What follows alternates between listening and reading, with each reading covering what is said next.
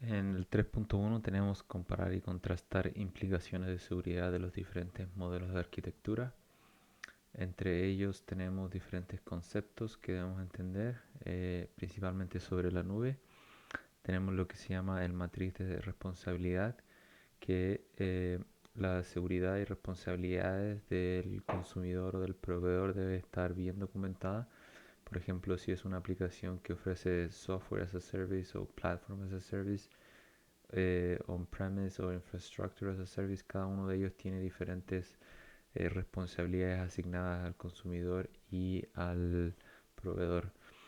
Tenemos lo que se llama las consideraciones híbridas, que es usar nube pública y privada, porque a veces usar solo una nube no es suficiente y en su lugar utilizamos públicas y privadas, lo que añade un poco más de complejidad. Pero también configurar manualmente los ajustes porque algunos proveedores no funcionan de la misma manera y hay que ver cómo manejar los diferentes proveedores y hacer los ajustes necesarios. Tenemos lo que son los proveedores de terceros, que habrá proveedores de aplicaciones y dispositivos basados en la nube que necesitarás gestionar por separado. Tener una política de gestión de riesgo de proveedores es una buena práctica que se recomienda para gestionar y mantener la seguridad de estos proveedores. Y aquí, vamos a ver un poco aquí, en el matriz de responsabilidad, me había olvidado de mostrar la foto, pero tenemos, por ejemplo, en el software as a service, tenemos diferentes eh, responsabilidades. Esta es el proveedor, el que está en rojo el proveedor maneja y el que está azul es el manejado por el consumidor. Entonces si vemos el on-premise, que es en este modelo, es que el consumidor básicamente maneja todo y progresivamente desde Infrastructure as a Service, Platform as a Service y Software as a Service, progresivamente el proveedor va teniendo mayor responsabilidad. Tenemos más conceptos de infraestructura y arquitectura. Una de ellas es infraestructura como código, que es creando una instancia utilizando el código, que básicamente es una instancia o una porción de la infraestructura en la nube, pero se define como código en lugar de definirla como una pieza de hardware. Esto permite modificar fácilmente la infraestructura y cambiar la configuración necesaria. Tenemos lo que se conoce como sin servidor, que es una instancia de aplicación que no necesita servidores, como la palabra lo dice, sin servidor.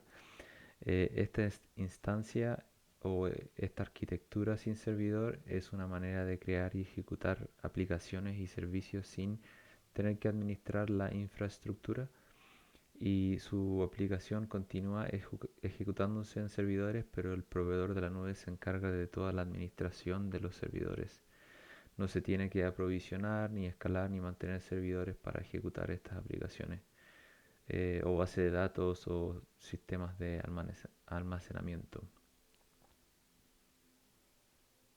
Tenemos también lo que se llaman los microservicios, que es una infraestructura en la nube que básicamente los microservicios son un enfoque arquitectónico y organizativo para el desarrollo de software, donde el software está compuesto por pequeños servicios independientes que se comunican a través del API o API, que son bien definidas. Y los propietarios de estos servicios son equipos pequeños e independientes. Las arquitecturas de microservicios hacen que las aplicaciones sean más fáciles de escalar y más rápidas de desarrollar, y esto permite innovación y acelera el tiempo de comercialización de nuevas características. Por ejemplo, las interfaces de programación de aplicaciones o APIs pueden desglosar servicios individuales para la aplicación y ejecutarlos como instancias separadas en la nube. Aquí podemos ver que tenemos el cliente, el API y tenemos diferentes microservicios que en este caso alimentan los bases de datos. Tenemos infraestructura de red, que es las redes cuando se conectan dispositivos de computación entre sí para que los usuarios puedan compartir recursos, como por ejemplo los datos y las impresoras son muy comunes y otros dispositivos. Cualquier dispositivo con una dirección IP es considerado como un host. También se conoce como clientes o en algunas otras situaciones como nodos. Tenemos lo que significa el aislamiento físico, que los dispositivos están físicamente separados y deben estar conectados para proporcionar comunicación. Por ejemplo, servidores web en un rack, servidores de base de datos en otro. Dos clientes diferentes se gestionan en diferentes ubicaciones. Tenemos también lo que es considerado como air-gapped, que es una medida de seguridad de red que aísla una computadora o red de redes no seguras. Em, la computadora o red está desconectada la una de la otra. A menudo no tienen interfaces de red, ya sean como cables o conexiones inalámbricas.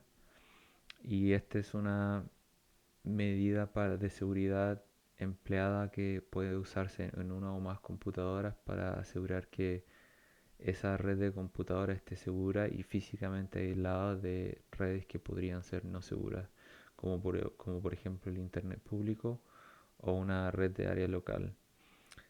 Significa, como había mencionado antes, que la computadora o red no tiene controladores de interfaz. Aquí tenemos la segmentación lógica, que es un modelo arquitectónico que divide una red en varios segmentos o subredes, cada uno de los cuales funciona como una pequeña red propia. Esto permite a los administradores de redes aplicar políticas detalladas para controlar el flujo de tráfico entre estas diferentes subredes. Las organizaciones utilizan lo que se llama la segmentación, o en este caso segmentación lógica, para aumentar la supervisión, optimizar rendimiento, localizar a veces problemas técnicos y lo que es más importante es mejorar la seguridad. Por ejemplo, un grupo de usuarios que normalmente trabajan en departamentos separados pueden comenzar un proyecto que requieren estar en la misma subred o subnet. Puedes configurar un switch para agrupar lógicamente a estos trabajadores, incluso si es que los computadores están físicamente ubicados en diferentes oficinas o en diferentes pisos de un edificio, por ejemplo. Y cuando el proyecto entre estos dos trabajadores termine, puedes reconfigurar el switch para devolver la red a su configuración inicial. Aquí tenemos una imagen de consumidor A y consumidor B que están separados lógicamente.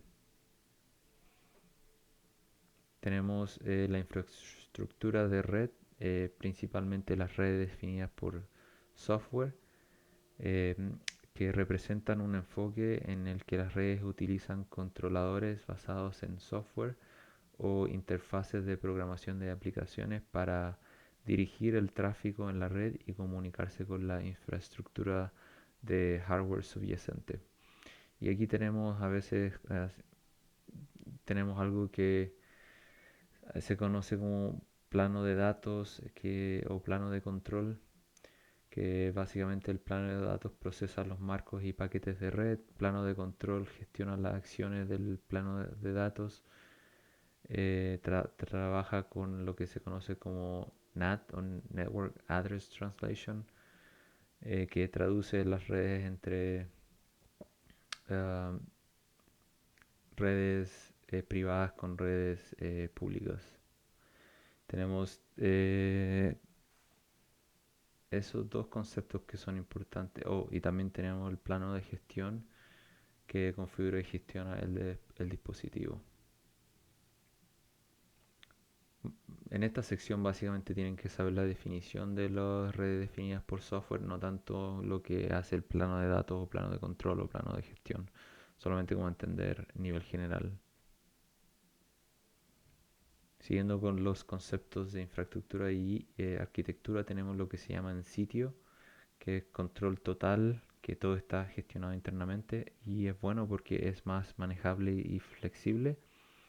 El equipo de tecnología en el sitio puede administrar la seguridad. Este equipo puede verificar que todo esté seguro, pero a veces puede ser más costoso y difícil de tener un personal adecuado. Este equipo local tiene que mantener el tiempo de actividad y disponibilidad, y a veces los cambios pueden causar y llevar mucho tiempo.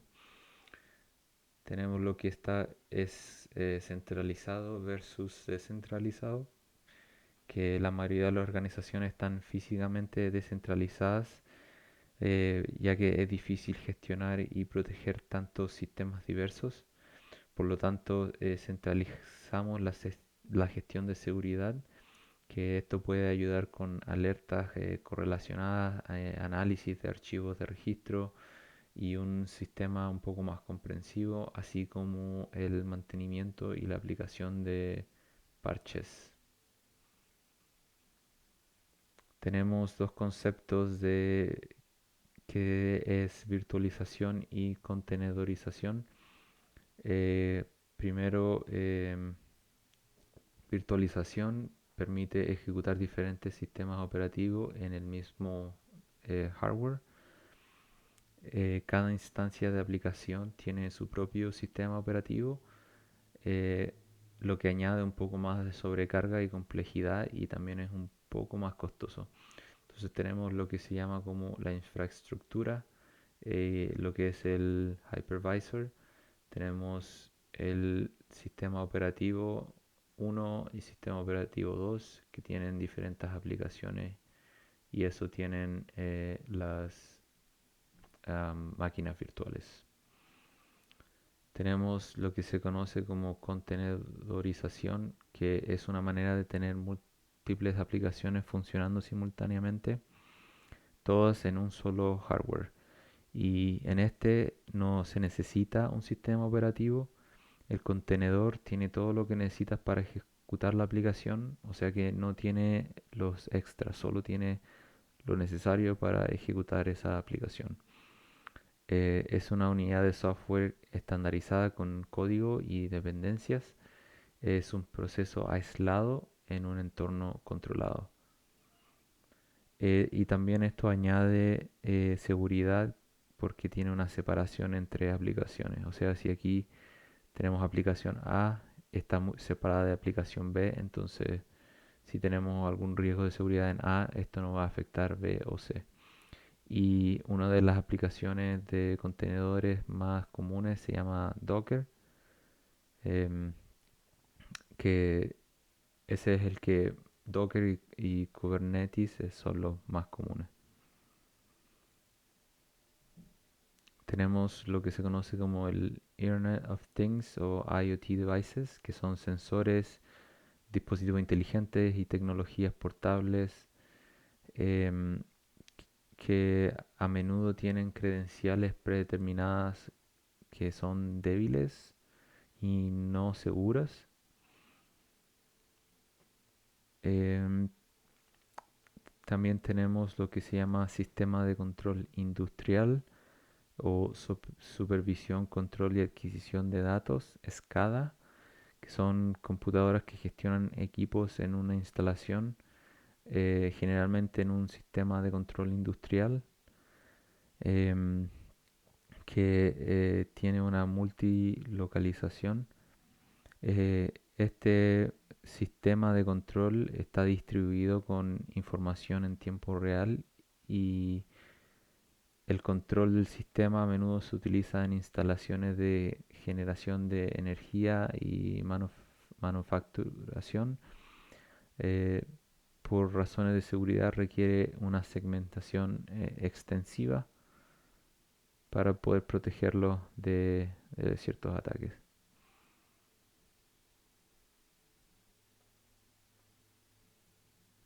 tenemos lo que son los sistemas embebidos, que son el hardware y software diseñados para una función específica, como los semáforos. Son generalmente construidos con un solo propósito y un único proceso que realiza este sistema. Tenemos en el siguiente los sistemas operativos en tiempo real o RTOs, que es un sistema operativo diseñado para servir de aplicaciones de tiempo real que procesan datos a medida que llegan. Generalmente sin tiempo de espera significativos.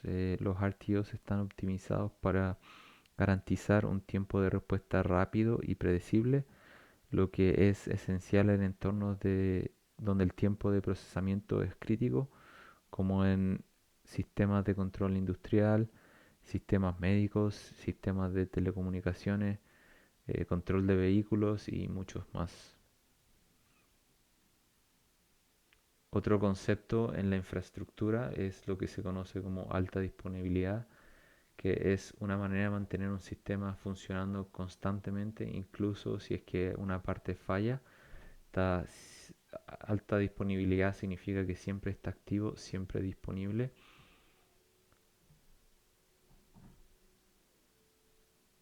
Ahí tenemos 24 horas, 24/7 tiene que estar disponible. Tenemos ciertas consideraciones que es la disponibilidad, el costo y reactividad. Partiendo por la disponibilidad, asegura que los datos y servicios estén disponibles cuando se necesiten.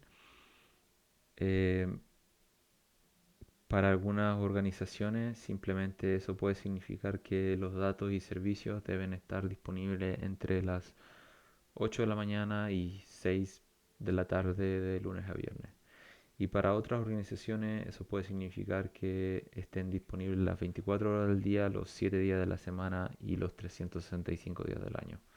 Pero todo eso tiene un costo y el costo del dispositivo puede minimizarse sacrificando características como la seguridad, y al agregar características aumenta el costo. A veces puede ser un desafío entre los gerentes y los diseñadores de la infraestructura el equilibrar el costo con las características necesarias o deseadas. Tenemos lo que es la reactividad, que es la capacidad de respuesta, um, que se refiere a la velocidad y fiabilidad con la que un servicio en la nube puede responder a solicitudes y realizar tareas. Esto se mide típicamente en términos de tiempo de respuesta y rendimiento. Puede ser optimizado mediante el uso del caché o el cache, balanceo de cargas y otras técnicas.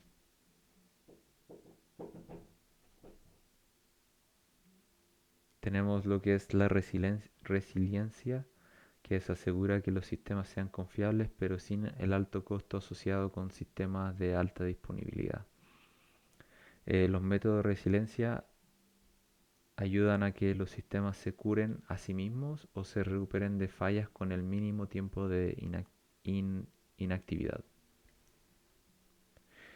Por ejemplo, un sistema que utiliza métodos de resiliencia puede realizar y probar regularmente copias de seguridad completas, tener alguna fuente de alimentación de respaldo, como un generador eléctrico, agrupación de tarjetas de red. Entonces, si una tarjeta de red no funciona, tenemos otra red conectada en el servidor. Esto es muy común en los data centers. Si falla, por ejemplo, la electricidad o esta tarjeta de red, eh, los sistemas pueden recuperarse ya que están preparados para resistir a veces esas situaciones que no son previstas.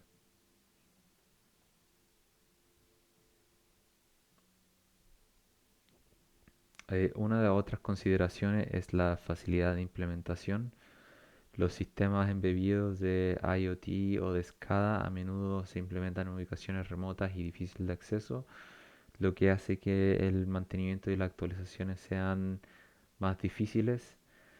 Además, em, los RTOs o los sistemas de operativo en tiempo real utilizados en muchos sistemas embebidos requieren alguna experiencia especializada para desplegar y mantener. lo que puede aumentar el tiempo y costos de implementación. Entonces eso es algo importante que debemos considerar. La facilidad de recuperación es la capacidad de restaurar operaciones o mitigar pérdidas de manera rápida y eficiente después de un evento adverso o entre la mayoría de lo que pasa a veces es alguna interrupción.